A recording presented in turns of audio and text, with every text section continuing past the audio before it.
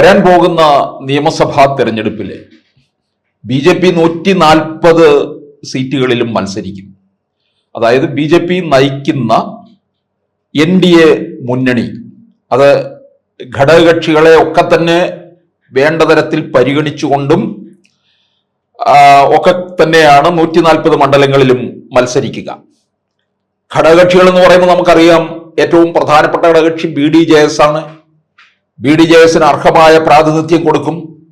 വേണ്ട തരത്തിൽ പ്രാതിനിധ്യം കിട്ടിയിട്ടില്ല എന്ന് പരാതി മുൻകാലങ്ങളിൽ ഉണ്ടായിട്ടുണ്ട്.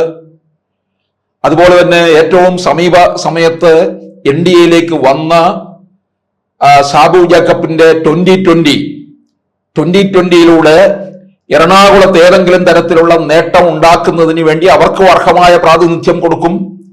അതുപോലെ കാമരാജ് കോൺഗ്രസ്, താമരാക്ഷൻ വിഭാഗത്തിന്റെ JSS, ചിരാഗ് പാസ്വാന്റെ പാർട്ടി എന്നിവയൊക്കെ ഉൾക്കൊള്ളുന്ന ഈ NDA മുന്നണി കേരളത്തിലെ LDFനെയും UDFനെയും ഒരുപോലെ എതിരിടുകയാണ്. അപ്പോൾ ഇവിടെ BJPയിൽ നിന്ന് ആരൊക്കെയായിരിക്കും മത്സരിക്കുക എന്നൊക്കെയുള്ള ചോദ്യം ഉയരുന്നുണ്ട്. പലരുടെയും BJP സംസ്ഥാന അധ്യക്ഷന്റെ പേരുകൾ ഉൾപ്പെടെയാണ് പറയുന്നത്. രാജീവ് ചന്ദ്രശേഖർ നേമത്ത് മത്സരിക്കും എന്ന് പറയുന്നുണ്ട്. മുൻ കേന്ദ്രമന്ത്രിയും BJPയുടെ സംസ്ഥാന അധ്യക്ഷനുമായിരുന്ന V മുരളീധരൻ കഴക്കൂട്ടത്തും, അതുപോലെ തന്നെ K സുരേന്ദ്രൻ തൃശ്ശൂരിലും മത്സരിക്കുമെന്ന് പറയുന്നുണ്ട്. MT രമേശ് കോഴിക്കോടായിരിക്കും. അങ്ങനെ പ്രഗത്ഭന്മാരുടെ ഒരു നീണ്ട നിര തന്നെയുണ്ട്. അക്കൂട്ടത്തിൽ ഒരു പ്രഗത്ഭ തന്നെയാണ്, അതിപ്രഗത്ഭയാണ് ശോഭാ സുരേന്ദ്രൻ. ശോഭാ സുരേന്ദ്രൻ എവിടെയായിരിക്കും മത്സരിക്കുക എന്നുള്ള ചോദ്യം എതിർകക്ഷികൾ പോലും കാത്തിരിക്കുകയാണ്. എവിടെയായിരിക്കും?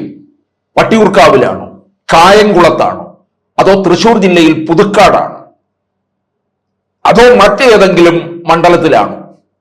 കാരണം മറ്റേതെങ്കിലും മണ്ഡലത്തിലാണോ എന്ന് ചോദിക്കുന്നത്, പറഞ്ഞു പോകുന്നത് എപ്പോഴും ശോഭാ സുരേന്ദ്രൻ അങ്ങനെയാണ്. ഓരോ തെരഞ്ഞെടുപ്പിലും നമ്മളൊക്കെ പറയുന്നതിൽ നിന്ന് വിരുദ്ധമായിട്ട് ഏതെങ്കിലും ഒരു മണ്ഡലത്തിലായിരിക്കും, BJPയുടെ A ക്ലാസ് മണ്ഡലം അല്ലാത്ത ഇടത്തിലേക്കായിരിക്കും കൊണ്ടുവരിക. അത് BJPയുടെ ഒരു തന്ത്രമാണ്. 2016 ശോഭാ സുരേന്ദ്രൻ പാലക്കാട്ട് മത്സരിച്ചു. അന്ന് കൃഷ്ണദാസ് ആയിരുന്നു CPMന്റെ എതിർപക്ഷക്കാരൻ. അപ്പോൾ അങ്ങനെ അതിശക്തമായ മത്സരമാണ് ശോഭാ സുരേന്ദ്രൻ അവിടെ കാഴ്ചവെച്ചത്. 2021 വന്നപ്പോൾ കഴക്കൂട്ടത്ത് മത്സരിച്ചു. 2019 ആറ്റിങ്ങൽ പാർലമെന്റ് മണ്ഡലത്തിൽ മത്സരിച്ചു. 2024 വന്നിട്ട് ആലപ്പുഴ പാർലമെന്റ് മണ്ഡലത്തിൽ മത്സരിച്ചു. മത്സരിച്ച ഇടങ്ങളൊക്കെ തന്നെ ജനങ്ങൾക്ക് നന്നായിട്ടറിയാം. നേടിയ വോട്ട് വിഹിതവും കൃത്യമായിട്ടറിയാം. 2,48,000 വോട്ടാണ് ആറ്റിങ്ങൽ പാർലമെന്റ് മണ്ഡലത്തിൽ നേടിയതെങ്കിൽ ആലപ്പുഴയിൽ വരുമ്പോൾ 2,99,000-ത്തിലധികം, എന്തിന് 3 ലക്ഷം വോട്ടാണ് നേടിയത്. എതിർകക്ഷികളായിട്ടുള്ള ആരിഫിനെയും KC വേണുഗോപാലിനെയും ഒരുപോലെ വിറപ്പിക്കാൻ കഴിഞ്ഞു ശോഭാ സുരേന്ദ്രന്. ആ മണ്ഡലം മുഴുവൻ ഇളക്കി മറിച്ച് BJPക്ക് അനുകൂലമായിട്ടുള്ള വളക്കൂറുള്ള ഒരു മണ്ണാക്കി മാറ്റാൻ കഴിഞ്ഞു. അത് ആറ്റിങ്ങലും ഉണ്ടായി, കഴക്കൂട്ടത്തും ഉണ്ടായി, പാലക്കാട്ടും ഉണ്ടായി. എന്തുകൊണ്ട് പാലക്കാട് ഉപതെരഞ്ഞെടുപ്പ് നടന്ന സമയത്ത് ശോഭാ സുരേന്ദ്രനെ അവിടെ മത്സരിപ്പിച്ചില്ല? കാരണം ശോഭാ സുരേന്ദ്രനെ നിയോഗിച്ചിരിക്കുന്നത് എല്ലാ മണ്ഡലങ്ങളിലും പോയി ഇളക്കി മറിച്ചു കൊണ്ടുവരിക. താഴെ വളരെ BJPക്ക് വലിയ ഇടമില്ലാത്ത ഇടങ്ങളിലേക്ക് വിട്ട് അവിടെ ഇളക്കി മറിക്കുക. ഇത് BJPയുടെ തന്ത്രമാണ്. ആലപ്പുഴ A ക്ലാസ് മണ്ഡലമായിരുന്നോ? അല്ല, A ക്ലാസ് മണ്ഡലമാക്കി മാറ്റി. ശോഭാ സുരേന്ദ്രൻ ഒരിക്കൽ മത്സരിച്ച ഇടത്ത് പരാജയപ്പെട്ടിട്ടുണ്ടെങ്കിൽ ആ മണ്ഡലത്തിൽ തന്നെ നിർത്തുക. അടുത്ത തവണ വിജയം ഉറപ്പാക്കാമായിരുന്നല്ലോ. എന്ന് ശോഭാ സുരേന്ദ്രൻ കേരള നിയമസഭയിൽ എത്തേണ്ട സമയം വൈകിക്കഴിഞ്ഞിരിക്കുകയല്ലേ? എന്ന് എത്തേണ്ടതായിരുന്നു. നിയമത്തിന് മുമ്പ് തന്നെ ശോഭാ സുരേന്ദ്രനെ എത്തിക്കാമായിരുന്നു എന്നുള്ളതാണ്.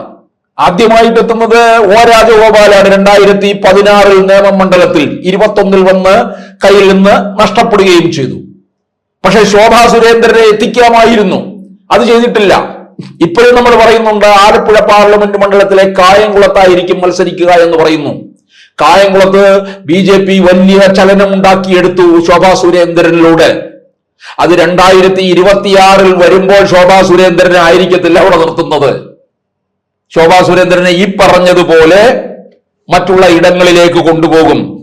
അപ്പോൾ പാർട്ടിയെ വളർത്തിക്കൊണ്ടുവരാനുള്ള ഒരു നേതാവായിട്ട് മാത്രമാണ് ശോഭാ സുരേന്ദ്രനെ കാണുന്നത്. പക്ഷെ ഇക്കുറി ഈ 2026 വളരെ സുരക്ഷിതമായിട്ടുള്ള ഒരു മണ്ഡലം കൊടുത്ത് വരാൻ പോകുന്ന കേരള നിയമസഭയിലെ ശോഭാ സുരേന്ദ്രൻ വന്നു കഴിഞ്ഞാൽ അതൊരു തീപ്പൊരിയായി മാറുമെന്നുള്ളതാണ്. പിണറായി വിജയൻ വീണ്ടും അധികാരത്തിലെങ്ങാനും വന്നു കഴിഞ്ഞാൽ മറുപക്ഷത്ത് ശോഭാ സുരേന്ദ്രനും KK രമയെ പോലുള്ളവർ ഉണ്ടെങ്കിൽ അത് വലിയ പിണറായി വിജയനെ അമ്പരപ്പിക്കുന്ന രീതിയിലുള്ള ഒന്നായി മാറും. 2016 നമുക്കറിയാം KK രമ നിയമസഭയിലേക്ക് വന്നു കഴിഞ്ഞപ്പോൾ അത് പിണറായി വിജയന്റെ നെഞ്ചിലേറ്റ ഒരു കൂരമ്പ് പോലെ ആയിരുന്നു എന്നുള്ളതാണ്. അത് ഒരിക്കലും പിണറായി വിജയന് താങ്ങാൻ കഴിയുന്നില്ല എന്നുള്ളതാണ്. ശോഭാ സുരേന്ദ്രനെ പോലുള്ളവർ കേരളത്തിന്റെ നിയമസഭയിൽ അനിവാര്യമാണ്. അപ്പോൾ ഇക്കുറി പാർട്ടി നേരത്തെ തന്നെ പറഞ്ഞിട്ടുണ്ടല്ലോ, വോട്ട് വിഹിതം വർധനവല്ല, ഇനി വിജയിക്കലാണ് പ്രധാനം, സീറ്റ് നേടുക എന്നുള്ളതാണ്. അങ്ങനെയെങ്കിൽ ശോഭാ സുരേന്ദ്രനെ വിജയം ഉറപ്പായിട്ടുള്ളിടത്ത് തന്നെ നിർത്തുക. ഇപ്പോൾ വട്ടിയൂർക്കാവ് പറയുന്നുണ്ട്. വട്ടിയൂർക്കാവ് പക്ഷേ അതിനേക്കാൾ മുന്നേ തന്നെ കൃഷ്ണകുമാർ ഇറങ്ങി പ്രവർത്തിച്ചു തുടങ്ങി. 2 വർഷത്തിലധികമായിട്ട് ആ മണ്ഡലം കേന്ദ്രീകരിച്ചുകൊണ്ടുള്ള പ്രവർത്തനവും താഴെ തട്ടിലുള്ള പ്രവർത്തനവും നടത്തിക്കൊണ്ടിരിക്കുകയാണ്. അപ്പോൾ അവിടെ നിന്ന് ആ സ്ഥാനാർത്ഥിയെ മാറ്റി നിർത്താതെ BJP വളരെ ഗൗരവത്തോടുകൂടി എടുത്ത് ശോഭാ സുരേന്ദ്രനെ ആലപ്പുഴ പാർലമെന്റ് മണ്ഡലത്തിലെ ഒരു നിയമസഭാ മണ്ഡലത്തിലേക്ക് കൊണ്ടുവരിക. അത് വിജയത്തിലേക്ക് പോകാനുള്ള ഒരു വഴിയായിരിക്കും. BJP കണക്ക് കൂട്ടുന്ന A ക്ലാസ് മണ്ഡലങ്ങൾ നിരവധി ഉണ്ടല്ലോ. 38 ഇടമാണ് അവർ കണക്ക് കൂട്ടുന്നത്. കാരണം തദ്ദേശ തെരഞ്ഞെടുപ്പില് 30,000-ലധികം വോട്ട് നേടിയിട്ടുള്ള 30,000-ലധികം വോട്ട് നേടിയിട്ടുള്ള മണ്ഡലങ്ങളിലെല്ലാം വിജയിക്കുമെന്നല്ല അർത്ഥം. വിജയസാധ്യതയിലേക്ക് കടക്കാം, അല്ലെങ്കിൽ 2ാം സ്ഥാനത്ത് വന്നു നിൽക്കും. 2ാം സ്ഥാനത്ത് വന്നു നിൽക്കുമ്പോൾ 1ാം സ്ഥാനവുമായിട്ട് വലിയ അന്തരം ഉണ്ടാകില്ല എന്നർത്ഥം. 2024 ലോക്സഭാ തെരഞ്ഞെടുപ്പിലെ 11 ഇടങ്ങളിലാണ് 2ാം സ്ഥാനത്തേക്ക് വന്നത്. ആ 2ാം സ്ഥാനത്തേക്ക് വന്നത് മണ്ഡലങ്ങൾ 1ാം സ്ഥാനവുമായിട്ട് വലിയ അന്തരവുമില്ല.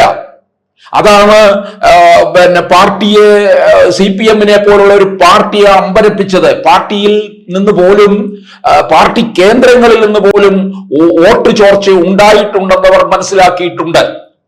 അത് തിരുത്തണം, ആ വോട്ട് തിരികെ കൊണ്ടുവരണമെന്നുള്ള രീതിയിൽ അധ്വാനിച്ചിട്ടും തദ്ദേശ തെരഞ്ഞെടുപ്പിലെ അവർക്കത് തിരിച്ചു പിടിക്കാൻ കഴിഞ്ഞില്ല. അപ്പോൾ BJP-യുടെ വോട്ട് വിഹിതം വർദ്ധിപ്പിച്ചു വന്നുകൊണ്ടിരിക്കുകയാണ്.